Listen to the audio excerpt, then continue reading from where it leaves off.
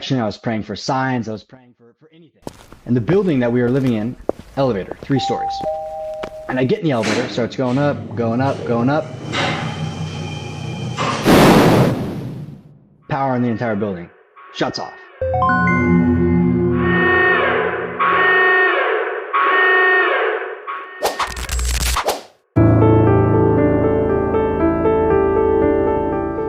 Momen seseorang dijebak dalam sebuah elevator sering kita tonton dengan berbagai setingan yang sempurna oleh sebuah tim yang kompak, dan seringkali hasil pertunjukannya sungguh sangat mengesankan. Namun bagaimana jika seseorang terjebak dalam sebuah elevator yang diatur langsung oleh Tuhan? Inilah kejadian yang dialami oleh Kanyan, seorang entrepreneur Amerika yang mendapat hidayah Islam setelah terjebak dalam sebuah elevator di Pakistan.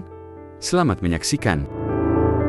So while I was in high school, I had 2 Christian friends. Good friends, they were into business, we'd work out together, and I was always very interested in religion growing up. So my mother's entire side of the family is LDS, which is Mormon.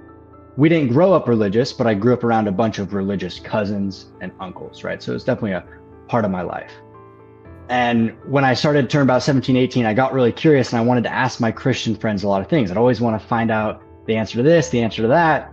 And what I noticed was anytime I asked a Christian, they could never give me an incredibly concrete answer.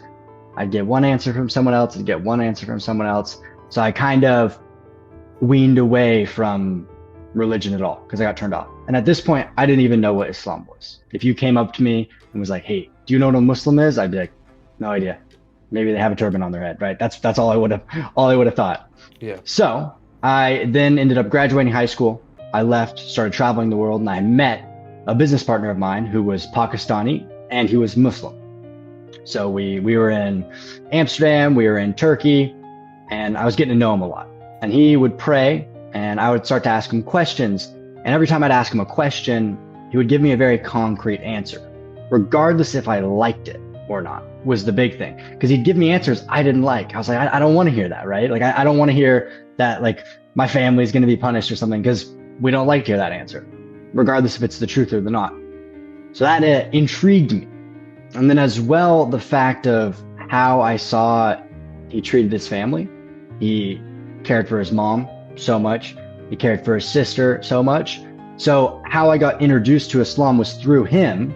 And that's what happened. I was like, wow, okay, he's the first Muslim I've ever met in my entire life. And he's a great guy. So me just being a naturally curious person, I started asking him a lot of questions. I started praying with him. And I find it funny now looking back on it. It would be, time for usher, and I'd be, "Hey, are we going to pray?" Like, I didn't even know what was going on. I was like, "Let's do it." So started to move into it, and we were deciding on what country we wanted to go to next, because we had been traveling around a lot. And he's like, "Hey, I've got family in Pakistan. I'd love to go back to Pakistan. Do you want to come with me?" And I was like, not particularly. And he convinced me to it, and I was like, "Okay, let's go." Right? And I was expecting to go to Pakistan, see dirt roads, goats, and everything. I had my very Western view on what it was. That is what I saw, but I did love it. So we ended up going to Pakistan, and I had to get the visa situated and all sorted. But once I was there, I started meeting a bunch of Muslims, and they were so kind. It was so amazing. So there was a mosque about 2 minutes from where we were staying, and every time we would walk there, everybody wanted to, talk to us. Everybody wanted to hear our story. All of the uncles, would give us like so much prayers. And like one guy was always so happy to see us. And what resonated with me a lot was I was a foreigner. I didn't even speak the same language as them. And they were immediately like my family, knowing I wasn't a Muslim. And they used to come up to my friend and go, "Oh, you have an American Muslim brother with you?" And he's like, No, he's not a Muslim. And they're like, "Hi, inshallah, he will be." So that was really great. Really, same thing. I got an amazing viewpoint of Islam. The first Muslims I was meeting were just really fantastic people. I had a lot of dinners with a lot of people. And then it kind of just started to snowball from there, right? Asking my friend more questions, praying in the mosque. One thing led to another. I was being very consistent with prayer. And I had been wanting to take my Shahada, right? And as I said in the video, so you might have heard this, I would sit there after Fajr and I'd go, "Okay, I'm going to go up to the Imam. I'm going to tell him I want to take my Shahada." And then I wouldn't for weeks. every Fajr. And one time, I'm like, okay, this is it. No matter what, I'm gonna do it. And then I didn't end up doing it. I ended up walking home. And the building that we were living in, elevator, 3 stories. And I get in the elevator, starts going up, going up, going up. Power in the entire building shuts off. And the first thing in my brain that I go is like, I don't know when the power's gonna come off. Might as well just, make some dua while I'm here. So I just sat there and I was like, praying for guidance. I was praying for protection. I was praying for signs. I was praying for anything. So just 15 minutes of, just praying for things, praying that my family's protected. And then after about 15 minutes of praying, I saw a crack in the door and noticed, even though the power's off, I could have opened the elevator door in the beginning. And I thought it was very interesting that as the power goes off, instead of even trying to open the elevator door, the first thing I did, I was like, let's just make some dua. And then I said it right then and there. I was like, okay, I'm walking inside, I'm taking my shahada. So I walked right inside, Googled, how do you take your shahada? Followed it.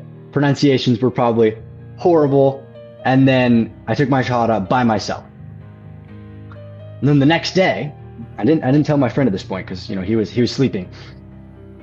The next day, we get on our sales team meeting, right? So we had a sales team back then. We get in the morning, we do wins, right? To kick off the good energy. My win was, I became Muslim.